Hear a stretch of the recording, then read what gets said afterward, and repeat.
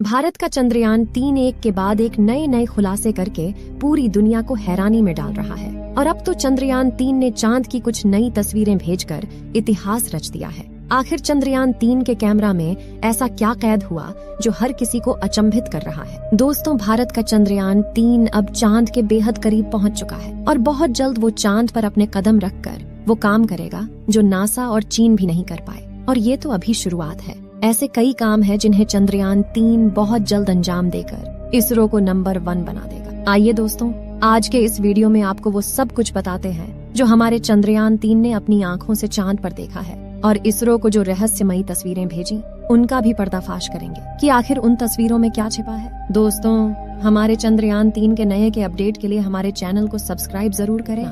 दोस्तों, हमारी पृथ्वी से करीब 3,84,000 किलोमीटर दूर चांद की सतह पर बेहद स्थिर और हल्का वायुमंडल मौजूद है। ये तो आप जानते ही होंगे कि साल 2009 में हमारे चंद्रयान एक मिशन ने चांद पर पानी की खोज की थी। लेकिन आपको बता दें कि चांद की सतह पर पानी लिक्विड फॉर्म में मौजूद नहीं है, बल्कि बड़े बड़े गड्ढों में बेहद ठंडे पत्थरों और बर्फ के रूप में मौजूद है। दरअसल चांद की जमीन काफी ऊबड़ खाबड़ है और इसमें कई बड़े बड़े क्रेटर यानी गड्ढे मौजूद हैं, जो इतने बड़े हैं कि पिछले करोड़ों सालों से इनके अंदर सूरज की रोशनी तक नहीं पहुंच पाई। इनमें से सबसे बड़ा गड्ढा चांद के दक्षिणी ध्रुव पर मौजूद है। इस गड्ढे का डायामीटर 2500 किलोमीटर और गहराई तो इतनी ज्यादा है कि इसमें पूरा माउंट एवरेस्ट समा जाए। इस गड्ढे की करीब गहराई 8.2 किलोमीटर के आसपास है और यह पूरे सोलर सिस्टम के सभी ग्रहों और उपग्रहों में मौजूद गड्ढों में सबसे गहरा गड्ढा है। वैज्ञानिकों का मानना है कि चांद की धरती में पानी छुपा हो सकता है। इसके अलावा वहां पर hydrogen, sodium, ammonia, mercury, methane और सिल्वर जैसे मूल्यवान संसाधनों का खजाना भी मौजूद हो सकता है, जिसकी खोज करने के लिए ही चंद्रमा पर चंद्रयान 3 मिशन को भेजा गया है। 6 अगस्त के दिन हमारे चंद्रयान 3 के चांद की ऑर्बिट में सफलतापूर्वक प्रवेश करने के बाद से ही इसने चांद के कई रहस्यों को सुलझाना शुरू कर दिया, जिन्हें देखकर दुनिया भर के तमाम वैज्ञानिक हैरान हैं। सबसे पहले 14 जुलाई को जब हमारा चंद्रयान 3 पृथ्वी की कक्षा में पहुंचा तो उसने अपने कैमरा को चालू करके हमारी धरती का एक फोटो कैप्चर किया, जिसे अभी आप अपनी स्क्रीन पर देख सकते हैं। इसके बाद इसने पूरे 20 दिन के बाद अपने कैमरा को फिर से चालू किया। तब तक ये चांद के बेहद करीब पहुंच चुका था और इसने एक साथ चंद्रमा के कई सारे फोटो अपने कैमरा में कैद किए। जी हाँ दोस्तों, अभी आप जो फोटो देख रहे हो ये हमारे भारत के बाहुबली चंद्रयान 3 ने खींचे हैं। इन तस्वीरों के रिलीज होते ही पूरी दुनिया भर में इनकी चर्चाएं होने लगी, जिससे भारत के जानी दुश्मन भी सोच में पड़ गए। इन तस्वीरों में आपको कई हरे और नीले रंग के छोटे छोटे गड्ढे दिखाई दे रहे हैं। असल में ये गड्ढे छोटे नहीं बल्कि बहुत ही विशाल है, जो आकार में किसी शहर से भी बड़े हैं। इन गड्ढों का निर्माण अरबों सालों से चंद्रमा पर गिरने वालों उल्कापिंडों की वजह से हुआ है। दरअसल दोस्तों, चांद पर हमारी पृथ्वी के जैसा कोई वायुमंडल मौजूद नहीं है जो इन उल्कापिंडों को वायु के घर्षण की मदद से जला सके, जिस वजह से इसकी ओर आने वाले उल्कापिंड सीधे इसकी सतह से जा टकराते हैं, जो एक बहुत ही विशाल गड्ढे का निर्माण करते हैं। अब दोस्तों, आखिर चंद्रयान 3 ने अपने कैमरा में ऐसा क्या कैप्चर किया जो सभी को हैरान कर रहा है। दोस्तों, इस वीडियो में आपको चांद की अंधेरी दुनिया के कुछ क्रेटर दिखाई दे रहे हों, और यही क्रेटर दुनिया भर के वैज्ञानिकों को हैरान कर रहे हैं, क्योंकि हमारे चंद्रयान 1 ने इन्हीं गड्ढों के नीचे पानी और कुछ सीमित गैसों की मौजूदगी की जानकारी दी है। ये क्रेटर्स चंद्रमा के दक्षिणी छोर पर मौजूद है, जहाँ पर हमारा चंद्रयान 3 बहुत जल्द उतरने वाला है, और उसके उतरने के बाद चांद के कई सारे रहस्यों से पर्दा उठ जाए कि आखिर चांद की अंधेरी दुनिया में समाहित इन गड्ढों के अंदर क्या रहस्य छिपा है। अगर भारतीय वैज्ञानिक इस मिशन की मदद से किसी बड़ी खोज को अंजाम देते हैं तो इसरो पूरी दुनिया में नंबर 1 स्पेस एजेंसी बन जाएगी। साथियों, साल 1959 में रूस के स्पेसक्राफ्ट ने पहली बार चांद पर लैंडिंग की थी, जिसके बाद अमेरिका ने भी कई मून मिशन किए, और 20 जुलाई 1969 को नासा के अपोलो 11 मिशन के दौरान एस्ट्रोनॉट नील आर्मस्ट्रांग और बज एल्ड्रिन ने चांद पर पहली बार कदम रखा था। जिसके बाद नासा ने कई मून मिशन किए और अपने कुल 12 एस्ट्रोनॉट्स को चांद पर भेजा। लेकिन दिसंबर 1972 में अपोलो 17 मिशन के बाद नासा ने अचानक से इंसानों को चांद पर भेजना बंद कर दिया, जिसके लिए उन्होंने कारण दिया कि चांद पर फिलहाल ऐसा कुछ नहीं है जिसकी गहनता से रिसर्च की जा सके। लेकिन कई लोगों का यह भी कहना था कि नासा ने असली कारण को छुपाया है, जबकि चांद पर नासा के अंतरिक्ष यात्रियों के साथ कुछ ऐसा हुआ जिसे नासा चाहकर भी दुनिया को नहीं बताना चाहता।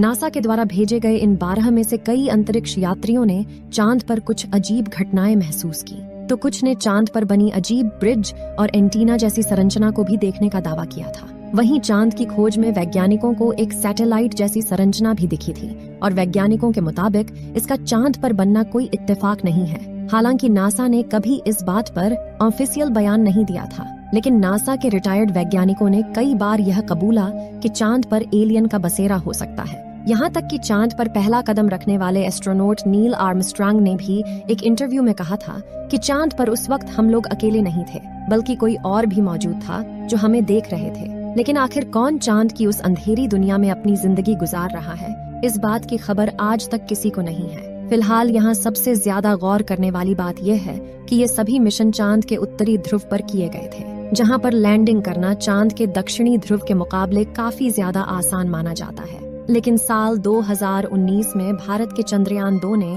चांद के दक्षिणी ध्रुव पर सॉफ्ट लैंडिंग करने की कोशिश की थी और अपने इस प्रयास में चंद्रयान 2 का लैंडर विक्रम कामयाब नहीं हो पाया। लेकिन आखिर चांद का दक्षिणी ध्रुव इतना खतरनाक क्यों है? क्या छिपा है चांद की उस अंधेरी दुनिया में? दोस्तों, चांद के दक्षिणी ध्रुव पर ऐसे कई बड़े बड़े गड्ढे हैं जिनमें करोड़ों सालों से सूरज की रोशनी नहीं पहुंची, और सूरज की धूप न पहुंचने का सीधा सीधा मतलब है तापमान का ठंडा होना। इसलिए कई बार दक्षिणी ध्रुव का तापमान -230 डिग्री सेल्सियस तक पहुंच जाता है। ऐसे में किसी भी इंसान का स्पेसक्राफ्ट से बाहर निकलना तो अलग बात है, खुद स्पेसक्राफ्ट के लिए भी ऐसे तापमान में काम करना मुश्किल है। इतने कम तापमान में कई बार स्पेसक्राफ्ट पर लगे उपकरण काम करना बंद कर देते हैं। इन गड्ढों में सूरज की रोशनी न पड़ने की वजह से चांद के दक्षिणी ध्रुव में कई हिस्सों में काफी ज्यादा अंधेरा है, जिस वजह से चांद की ऑन ऑर्बिट में घूम रहे नासा, रूस और चीन के ऑर्बिटर भी वहां के काफी हिस्सों को ठीक से नहीं देख पाए। यानी कि उन हिस्सों में क्या छिपा है ये किसी को नहीं पता। ऐसे में वहां पर यान उतारना सबसे बड़ी चुनौती है। इसके अलावा चांद के दक्षिणी ध्रुव की जमीन उत्तरी ध्रुव से ज्यादा ऊबड़ खाबड़ है। वहीं यहाँ पर कुछ मीटर से लेकर 2500 किलोमीटर तक के बड़े बड़े गड्ढे मौजूद हैं। धरती से चांद के दक्षिणी छोर की दूरी काफी ज्यादा होने की वजह से यान से डीप स्पेस कम्युनिकेशन बनाए रखना काफी मुश्किल होता है, क्योंकि इतनी दूरी पर रेडियो सिग्नल कमजोर हो जाते हैं और एंटीना से बहुत ज्यादा बैकग्राउंड नॉइज आता है। साथ ही अपनी कक्षीय गति यानी कि ऑर्बिटल मोशन की वजह से चांद लगातार अपनी पोजीशन बदलता रहता है। ऐसे में तय की गई लैंडिंग साइट पर पहुंचने के लिए लैंडर को भी उसी अनुसार अपनी गति बदलनी पड़ती है। इसके अलावा चांद पर पृथ्वी से कम ग्रेविटी और बहुत महीन वातावरण है, इसलिए यान के नीचे उतरते वक्त उस पर किसी भी प्रकार का एयर फ्रिक्शन नहीं लगेगा। इसलिए चंद्रयान 3 को अपने ऊपर लगे बूस्टर्स का भरपूर यूज करना पड़ेगा।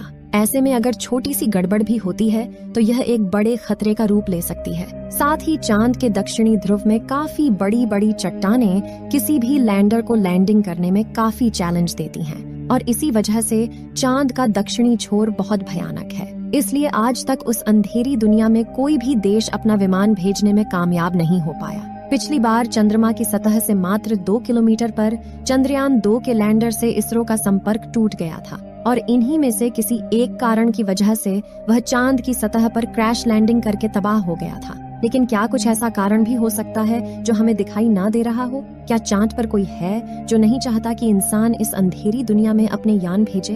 ये सभी बातें अभी तक एक रहस्य है, और इन सभी रहस्यों से पर्दा केवल हमारा चंद्रयान 3 ही उठा सकता है। इस बार पिछली बार आई मुसीबत से सीख लेकर इसरो ने चंद्रयान 3 के लैंडर विक्रम को पहले से ज्यादा एडवांस और पावरफुल बनाया है। जैसे कि चंद्रयान 2 के विक्रम लैंडर में कई थ्रस्टर्स थे, लेकिन चारों तरफ सही संतुलन बनाए रखने के लिए चंद्रयान 3 के लैंडर में बड़े और एडवांस थ्रस्टर्स लगाए गए हैं। इसके अलावा इस बार के विक्रम लैंडर में लेग्स को बड़ा और मजबूत कर दिया गया है। साथ ही इसकी फ्यूल स्टोरेज कैपेसिटी को भी बढ़ाया गया है। वहीं उसमें लगे कम्युनिकेशन डिवाइस भी एडवांस तकनीक का इस्तेमाल कर रहे हैं, और उन्हें चंद्रयान 3 का खुद का AI कंप्यूटर मैनेज कर रहा है, जिससे इस बार लैंडर इसरो से संपर्क न तोड़े। इन सभी बदलावों से चंद्रयान 3 के लैंडर को चांद की सतह पर सॉफ्ट लैंडिंग करने से कोई नहीं रोक सकता। कई हजारों टेस्ट करने के बाद ही हमारे इसरो के वैज्ञानिकों ने चंद्रयान 3 को चांद पर भेजा है। ऐसे में हमें पूरा यकीन है कि 23 अगस्त के दिन